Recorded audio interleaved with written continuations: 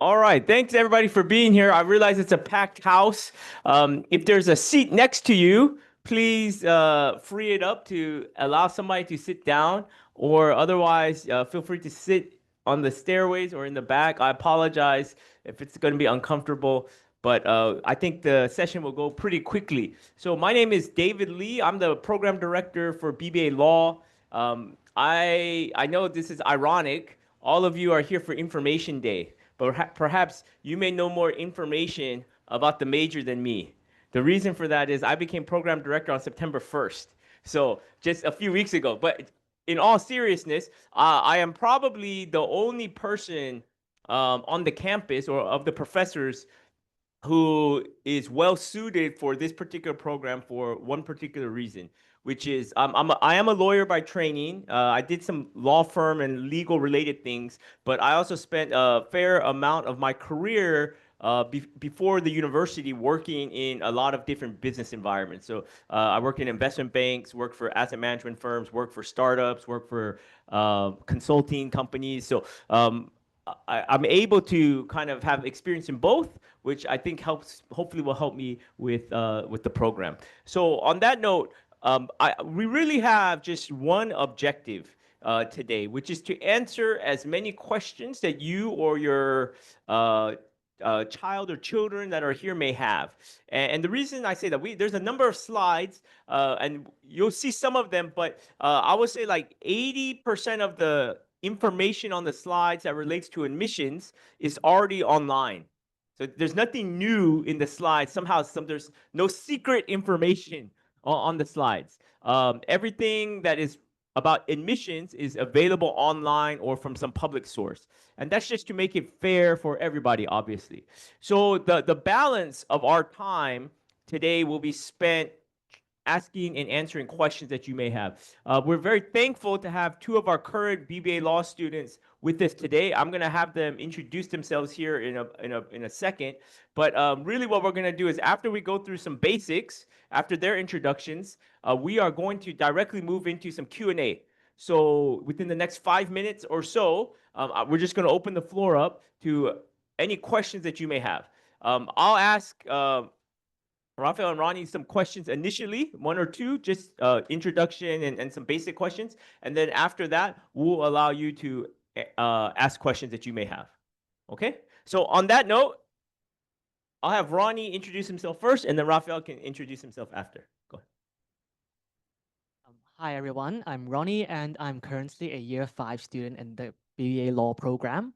So I was admitted to Hong Kong U in 2021 after finishing my DSE exams. I currently major in finance and law, and I also minor in music as well. So nice to meet you. Hey, my name is Raphael. I went to the same high school as Ronnie, and I was admitted in 2024 through non-JUPAS. I did my IBs, and my electives were economics, physics, and chemistry. Thank you. Okay, super. So, very quick backgrounds. The next thing I'm going to ask, and after I ask this question, then we're going to look at some of your extracurricular activities that you've both done at the university. But maybe for both of you, you can answer why did you end up picking or selecting BBA law? I mean, I think everybody here will understand that probably given your either DSE score or your IB score, you maybe had other options. In theory, you had other options that you could potentially select or be competitive for other majors. But why did you feel drawn to BBA law? So we'll start with Ronnie first, and then move to Raphael. Sure.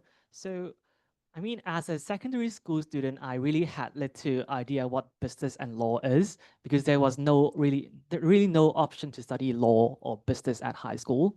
So it was really, for me, one of the major reasons why I chose the BBA law program was that it really offered a lot of flexibility for me in terms of career and also studies.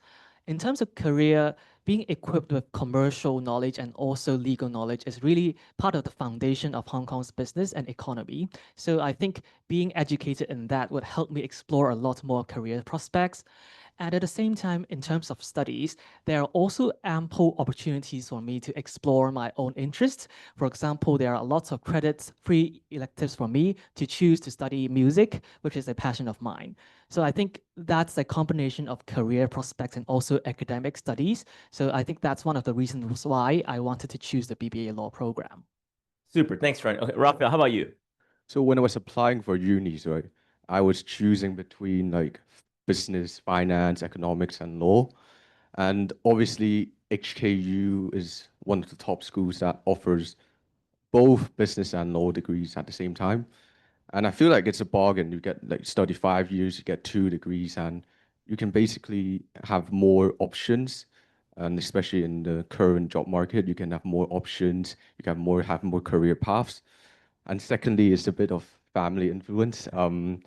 My Family pressure. Yeah, yeah. Okay. So my mom went to HKU, and my sister is also from HKU. She's doing medicine, and obviously they influenced me a bit, and I really like the school as well. So that's why I chose this program. Okay, super. Well, let's take a look at a few extracurriculars that you've been doing. All of this information is online. I think it's taken directly from the website, actually. So let's just move through. We'll talk about the curriculum through question and answer. I want to jump to the enrichment opportunities. So I don't know if either of you, maybe Raphael, I don't know which of these here that you participated in and which that you participated, but you can just talk about some of the extracurriculars that have been. So your outside of classroom experiences, what have you participated in? So I think for career stuff, I joined a few activities organized by the HKU Business School, but I think the highlight is in the next slide is I play hockey outside of school. I'm in a sporting club. I'm playing regularly there. And obviously I wanted to join the hockey teams or hockey clubs in HKU as well. So this year I joined as an affiliate members for one of the college, St. John's. And we do have like regular trainings and friendly matches. And I think for the next semester we have inter-halls. So it's a it's a very good opportunity in HKU because obviously hockey is very popular in HKU, and I think you can meet quite a bit of like-minded people over there and just network with people from different faculties and different years. So I think it's generally really, really nice, and it's one of my highlight in HKU so far. Super, great. Are we on the earlier slide? Yeah, sure. So I've got a few more years on Raphael, so I do have a few more activities than he did. So I did mention that I was minoring in music and I was particularly interested in singing. So a few years ago, I joined the Hong Kong Youth Chamber Singers, which is an organization that basically gathers a lot of singers in different voice parts. And we had a collaboration with the Hong Kong Philharmonic Orchestra and Chorus for a concert in I think November in 2023 or something. Yep. So aside from interest, there are also lots of career-related or academic-related extracurricular activities available at Hong Kong U. For example, there's a photo of an internal training of my experience at 180 Degrees Consulting, which is a non-profit student-led pro bono consulting project for different NGOs and also social enterprises. So this experience allowed me to really experience on hand what really consulting is, and that helped me realize whether I really was interested in pursuing a career in consulting at all. I also joined the Hong Kong Journal of Legal Studies last year.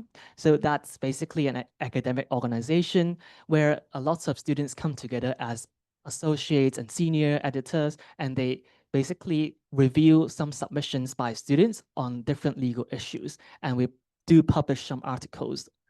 So and last but not least, I also had some sort of social service experience.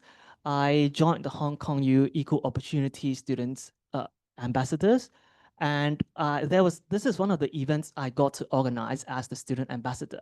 And this basically concludes most of my ECA experience at HKU. Super. Maybe one final question for me, and then we'll see if there's any questions from the audience. So we did have a slide. I'm just gonna go back really quickly to kind of the curriculum part of this. And obviously, there's one extra year of university studies for BBA law, and sometimes applicants wonder about how much flexibility you have both in terms of what your BBA kind of concentration or major will be, if you can do additional studies that you're like minoring in music. So maybe you can talk, both of you can talk through about what you thought about in terms of what you selected for your concentration, your BBA concentration, as well as if you thought about adding additional majors, minors, those kind of additional studies, and whether within the 5 years you have sufficient time and credits to pursue those kind of academic kind of curiosity that you may have. Yeah. Sure. Both Raphael and I were majoring in finance for our BBA major. So I'll let him talk about that part, perhaps. I will talk about my minor in music. So there basically is a lot of flexibility, as I mentioned, about the curriculum structure. There are like 30 free electives, credits for free electives that we can choose to study whatever we want. We can do a minor, we can just take whatever courses that interest us. We can also take the option to go on exchange to our partner universities around the world and spend some of our free electives there. So I think I wouldn't say that there's an additional burden because it's already accounted for in our curriculum, but there is a lot of flexibility in this regard. So I think there are quite a bit of majors that you can choose from for our program. Finance is one of them. There are like others such as accounting, entrepreneurship, and some other majors as well. But I think for me, I chose finance because I wanted to pursue a career towards that path, right? And I'm very interested in transactions and investments. I I worked on like a few internships on those areas and really liked it. So I think it's a career-driven choice for me for choosing finance. And yeah, I think you have loads of majors to choose from, so it's not the only option.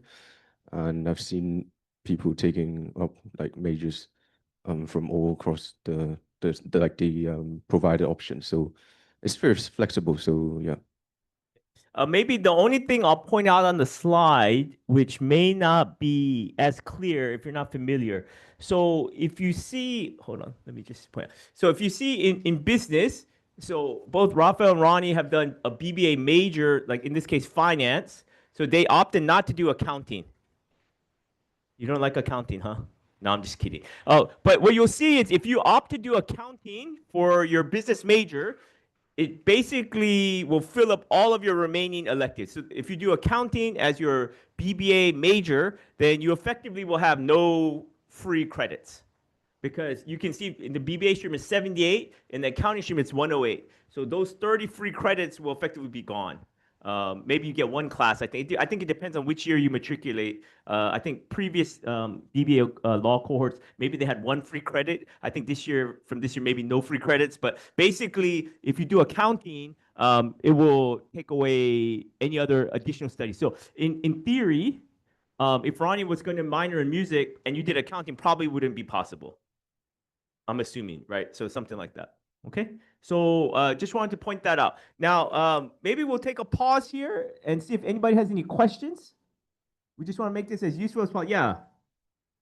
It's always the first question. We have an extra mic, or if not, let me just grab your mic, Ronnie, and I'll share with you. It's okay.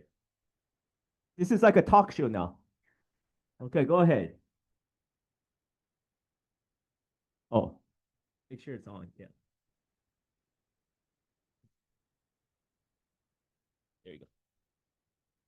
I want to ask, as the name of the major is BBA and law, so you have some courses that about the law, yeah? So what's the difference between the this major and the major in law student they take. Okay, so if you do the LLB major only, which is the law degree only, if you just do that versus if you do BBA law. Is that the question? Okay, I'll answer. That's easy. So if you do if you do only the LLB, you take no business courses unless they're electives. So you don't get any extra business degree. So in this program, you'll get a law degree plus a business degree. But if you do the law degree only, all you do is law. So you don't take any of the core business classes. I mean, you could take a few just on the side as an elective or something, but you don't have the full curriculum effective. Do you want to add to that? Yeah. Sure. So I think in terms of like the actual contents that you learn as part of the LLB degree, or since we actually have two degrees, the first degree is BBA degree and the second is the LLB degree. So it's substantively the same as the content that you would learn under a single degree LLB degree. The core compulsory courses are the same. The number of credits we have for our disciplinary legal electives, they are also the same. So practically there's actually no difference. Yeah. Great. Okay. Other questions? Don't be shy. Yeah, please. Take that mic. Yeah, thank you.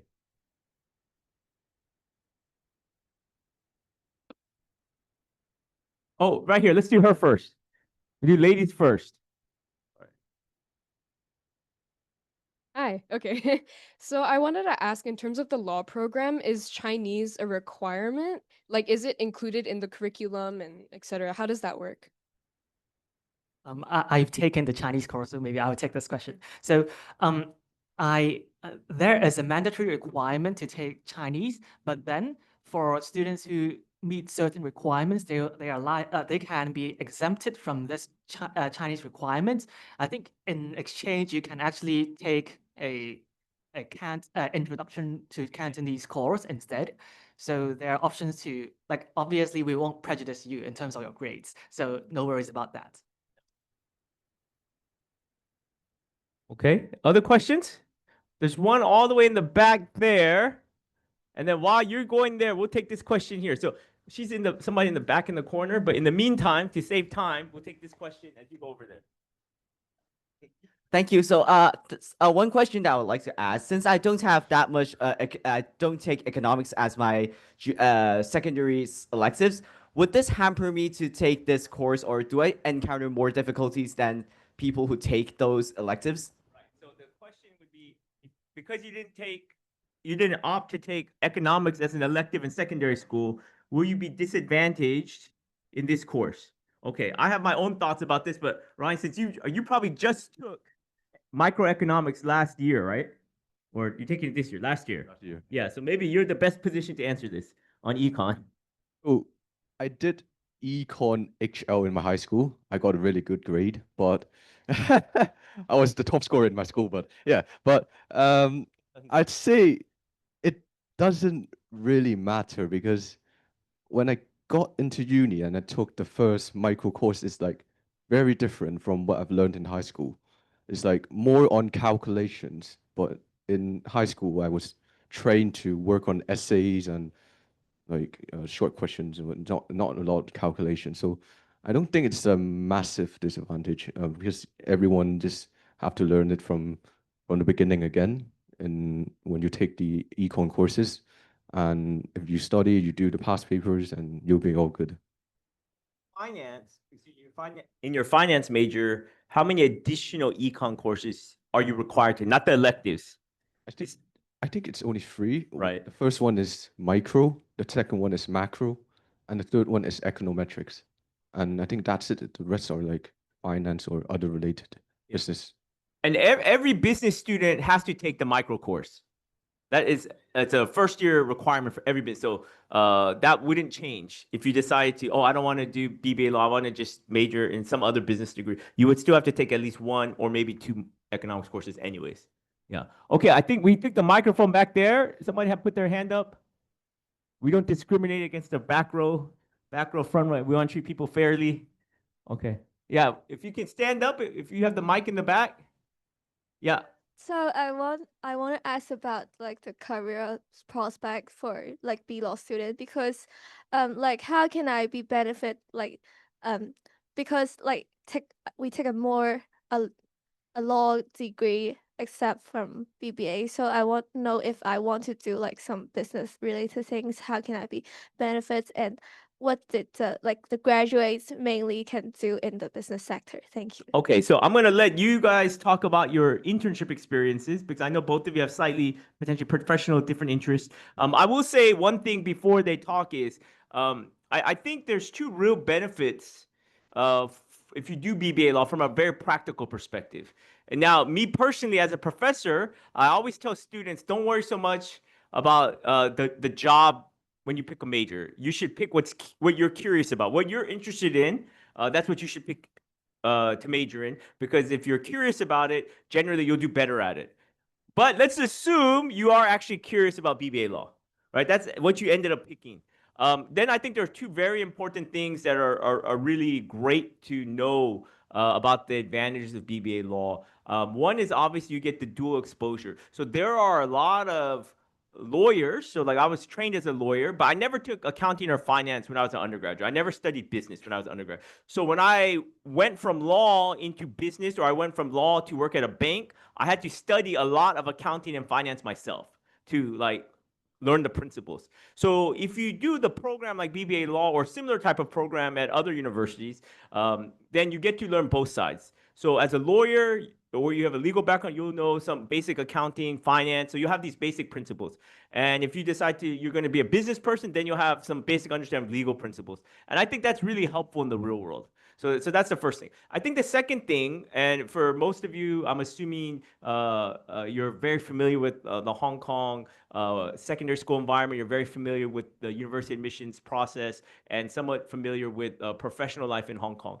Obviously, BBA law is a very well-regarded program in Hong Kong. So as a result, in economics, we talk about a signaling effect. So for example, Raphael said he was a very good economics student, right? He told us that. But when you have a resume and it says, oh, you graduated, let's say in this case, BBA law, you wouldn't have to say that.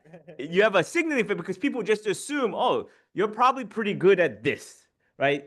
Maybe they weren't the top in the class or something, but there's a signaling effect that occurs. So I think that's, professionally speaking, from a big picture, those two things are really important in terms of the advantages of BBA law. That said, there are a lot of other great programs at HKU at other universities. So don't think that that option is only available here. I'm just talking about in the context of our specific program. But I think there are a lot of other great opportunities and options, both within HKU as well as outside HKU. So, and I'll talk a little bit more about that later. But we'll let you all talk about internships and what you're thinking about professionally. Now, I will point out, Ronnie is towards the end. He'll graduate in a few months, whereas Raphael is in the middle of it, in the kind of the center part of it, so to speak. So perhaps this will change. But Ronnie, why don't you go first and talk about what you're thinking about professionally, and then Raphael will go. I don't know, did you have slides related to your internship? Is it the next one? Yeah, the next one.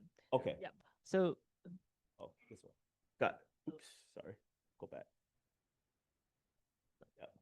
right. So these internship are extracts from my previous internship experiences.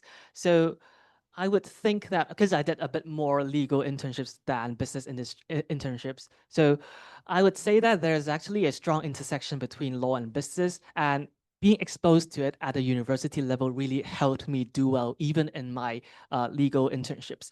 So for example, this July, I went to Allen Overy Sherman Sterling, an international firm, for a vacation scheme. So during the vacation scheme, I got to work with derivatives and also structured finance. And that actually coincided with a finance course that I took at HKU, which is a compulsory course called derivatives. So taking that course really allowed me to understand the concepts early and built a strong basis for me, which can help me understand how actual transactions really work. At the same time, I also had an internship last year at another law firm. So at that firm, I sat at the debt capital markets team. So what I had to do was one of the things I had to do was to do financial due diligence. So I had to look at a lot of accounting statements and auditors' reports, identify any inconsistencies, and also ask questions based on the differences in of the year-on-year changes. So that obviously required some accounting knowledge, which was also accumulated from my business studies at university level. So I would say that studying business still had a lot of uses. So this is one of my most memorable internship I went to. I went on a few, and I went to this firm called HKU Capital. It's a French alternative asset management firm, and there I worked as an investment intern. It's not a legal intern, investment intern for their private credit, or you can call it private debt team. And I basically did a bit of like Excel modeling, investment memos, and some due diligence on a live data center deal. And it was a really good exposure. I can apply some of my accounting knowledge and some finance knowledge that I gained in classroom and applied in my internship. And yeah, it's a very nice experience. Okay, hopefully that answered your question. Yeah, sir, we'll take your question. Go ahead. Thank you. Would like to have a personal question for Rodney, because you're a year 5 student. I would like to ask, what's your thinking now for your career, particularly the job, because you think that this is the double degree program, the combination of the law and the business. Actually, this is in terms of the real world, there's some kind of not definitely the same or covering both aspects. So what's your thought now? Sure, thanks for the question. So I personally, right now, I'm looking a bit more into a legal side of things, because I think that, well, after studying in university for more than 4 years, I think I'm less comfortable with numbers than words. So that's one of the strong reasons why I wanted to do law instead of business, because there's less scrutiny of mathematics and calculations there. So another thing is that I think legal world, it's also intricately connected with the business world. So I think after first doing a legal internship, which really basically is like doing a lot of risk and compliance stuff, it would actually help me understand the business world more as well. So it can also pave the foundation for my future career prospects, whether or not they're related to legal or business fields. Great. So maybe I'm going to ask Ryan to expand on one thing, and this is mainly for the parents who are thinking about maybe they would like their child to become a lawyer, or some of the younger students who are maybe thinking about pursuing law, at least in Hong Kong. So I think it's helpful to lay out the timeline in terms of, let's say you do LLB or BBA law, then PCLL, then training, like maybe just talk through that very briefly so everybody here has a clear understanding of, hey, what is, if you decide to be a lawyer in Hong Kong, typically, what is the timeline and the kind of the gates you have to go through? So I guess the first thing is that obviously you have to do well in university, because if you do well enough in university, it will get you anywhere. So typically in our penultimate year, so last year for me, a lot of law firms, international law firms in particular, they recruit students 2 years in advance. So they recruit in our penultimate year. We have to do an internship, and we have to go through some assessments that might lead to a return offer or nothing. And if there is a return offer, then we just have to study in our final year, and then we go to the PCLL. And PCLL. yeah, the PCLL is basically, the full name is Postgraduate Certificate for Laws. So it's basically a qualifying exam for to be lawyers to take. So it's only after you take the exam that you can become a lawyer. But even after doing the PCL and then successfully passing it, you also have to undergo 2 years of training in order to become a solicitor. At the same time, there's another route called the barrister. So after the PCLL, you have to do 1 year of pupillage with different barristers in Hong Kong, and afterwards you can qualify as a barrister. So thanks. So just so everybody is aware, both parents and students, the timeline is, even if you just study law. So let's say you don't do BBA law, let's say you do LLB only, that's still 4 years of studying law or law plus other courses. Then you have to do PCLL, which is 1 year. And then typically, if you go become a law firm lawyer, then you do 2 years of trainee contract, right? So it's not as soon as you graduate from university, now you're a lawyer. So typically, there's at least another 2 to 3 years of additional study preparation that needs to happen for someone to become a lawyer in Hong Kong. Now, just to preempt another question, because I'm sure some students or some parents would think, well, maybe my child is really interested in music, let's say. For example, oh, actually, this is a true story. Our daughter, she has a music teacher who was a very good musician, very bright. But after a number of years being a musician, he decided he wanted to go to law school. And so this is actually our daughter's music teacher. So he actually he didn't study law in university, he studied music. But then he came back to HKU to do the JD. So the JD is 2 years. But then you still have to do PCLO after that. So that's another year. So either way, it's even if you decide not to do law immediately, you say, I'll study law later, the total time in school will still be 6, 7, 8 years, depending on what kind of program you're in and what you're involved in. So I think it's always helpful for students and parents to understand what the path is. Because a lot of times parents think, oh, as soon as you graduate, it's finished. And actually, it's kind of, you're only halfway. So, okay. Any other questions? Right here. And then we'll take that question back there. Yeah. I have a question regarding the IB diploma subjects. If I don't take math AHL and if another student takes math AHL, will the other student have have an advantage over me? In admissions. Yeah. Okay. Yep. So I will say this because obviously we do admissions. So I'm not sure if you decide to apply, I'm not sure when that will be, but every year it could get changed a little bit. So the year you apply, you should check what the requirements. But I wouldn't worry so much about which math you take. I would worry about doing well on whichever math you take, and then the offer is typically tied to a specific score. And then there could be some set conditions. So English is usually a firm condition because we're English speaking, obviously university. So you have to maintain a certain level of English. And that goes for everybody. But generally what you're really looking for is your overall IB result score, which is kind of the key thing. There was the next question right here, right there. Oh, yeah.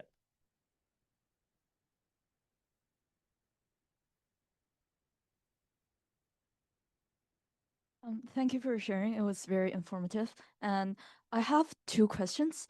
One is more on the admission side. So as the program director, what is the common traits that you look for students in terms of admissions? Of course, aside from academic excellence and passion in this program. And question for our student ambassadors is that what do you think you have achieved aside from your grades that allows you to get into this program or differentiate you from other applicants? And the second question is more of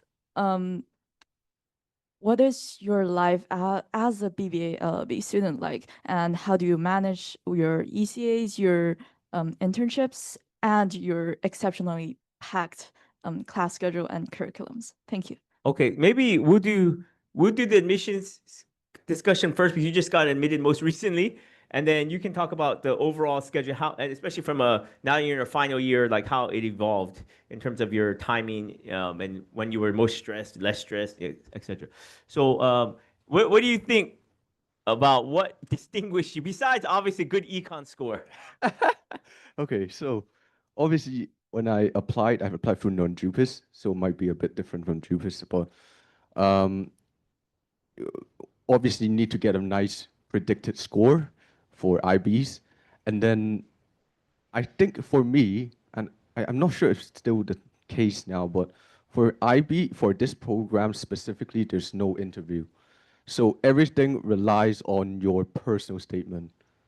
And obviously, you need to rank this program as your top choice, which I placed BBA Law as my top choice. And then for my personal statement, I think apart from some like talk about your interest, why this program and all those stuff, I think because I did table tennis in high school, I played for the team for like 12 years. and I think that shows like I got a life outside of like academics. So I think obviously you need to, because if you're a non-JUPAS student, then you have to really craft that personal statement for BBA law, because that specific personal statement will be sent like to, you get 3 choices for non-JUPAS, and if you craft that statement specifically for like BBA law, then obviously the admission teams can see that you have a dedication for this degree. So it's well, and don't write like very generic stuff, but really specific to the program. But yeah, I think outside of academics, obviously just go on like MUN, or like you can go to sports and just show it in your personal statement. But I think for non-JUPAS, it's really important to show everything inside your personal statement, and obviously your ranking. And that really determines whether you can get into the program or not. Right. So maybe I'll just add a few more thoughts about admissions from like the university's perspective, and then we'll move to kind of the student life aspect of it. So what was mentioned, kind of the first point about, in BBA law, we rarely admit somebody who doesn't list BBA law as their first choice. Occasionally it happens. Like I just met one of the first years who put LLB as their first choice and then BBA law as their second choice. But the point is, I would say for 80% plus of students who get accepted to not just BBA law, but most of the kind of competitive majors at the university, typically they put whatever their top choices, they made it first. So if you're really interested in BBA law, it's probably helpful to have BBA law as your first choice as an indicator.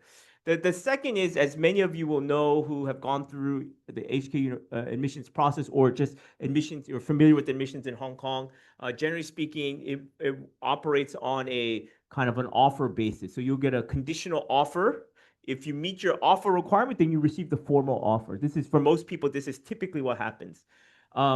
Every year, there are unfortunately students who miss their offer requirement.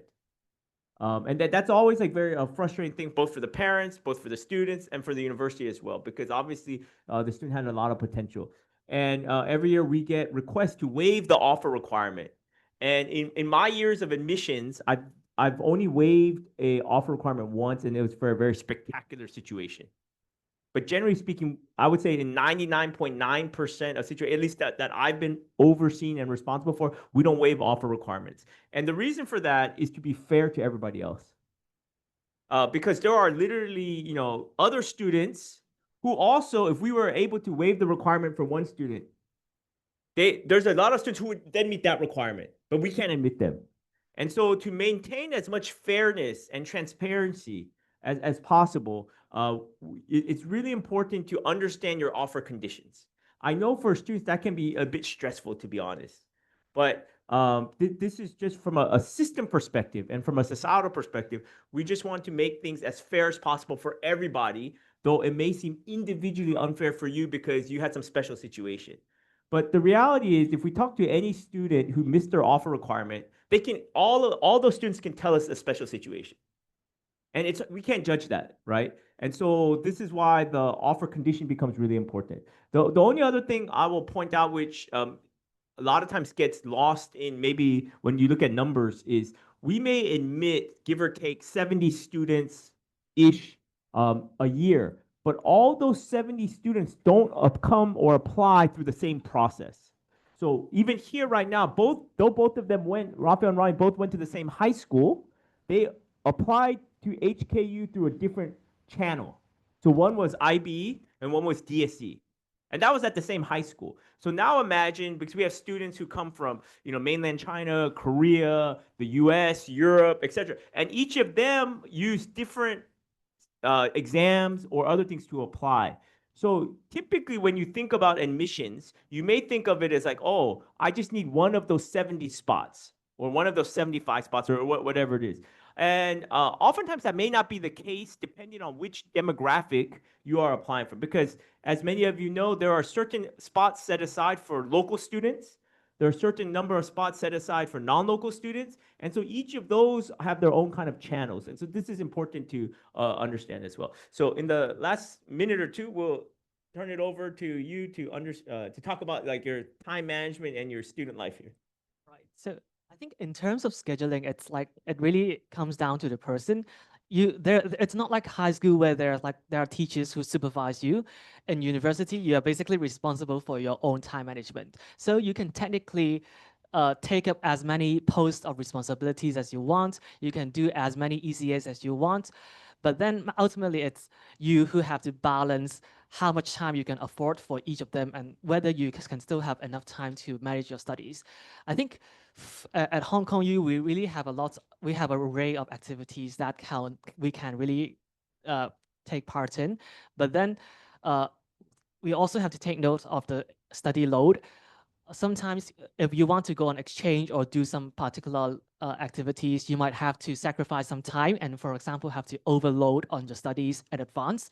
But then ultimately, it really comes down to your own person to see if you want to be more adventurous and explore more things outside these academics, or see if you want to focus more on your academics in the beginning. Right. So just at the very end, we have like a minute or two left. I just want to wrap up with two things. So one is I want to give Ronnie and Raphael a round of applause. And the reason for that is we don't pay them to be here. They could be off having fun, but they decide to volunteer and come back because they were in your shoes a few years ago. And so I really appreciate them being here and sharing their experience. And the second thing I want to say is, obviously, I feel like we have a great program. I feel like BBA Law is a great program. But that said, I feel like there are a lot of other great programs too. And there are a lot of other great universities in Hong Kong as well as other places in the world. And so the main thing I always, and this message is really for the parents. We hope all of you, all the students here, we hope we can see all of you at HKU. But I'm a firm believer that it's not the university that makes your future. It's the individual that makes the future, right? So wherever you end up, be it HKU, be it BBA Law at HKU, BBA Law somewhere else, another university studying science, whatever it is, it's not the university that will determine your success. Ultimately, it's going to be you and your effort that determines that success. Okay, so with that in mind, one last thing to take away, and then the parents can tell this to their students, their children, when they're not studying or they're not being responsible, which is I've never had, so every year, every week during the semester, I have some students who come talk to me because they may have some problem with something. Like I'm getting bad grades or something's happening. And in all my experience, 10 plus years teaching at the university, I've never seen a student who has a problem that is doing the basics.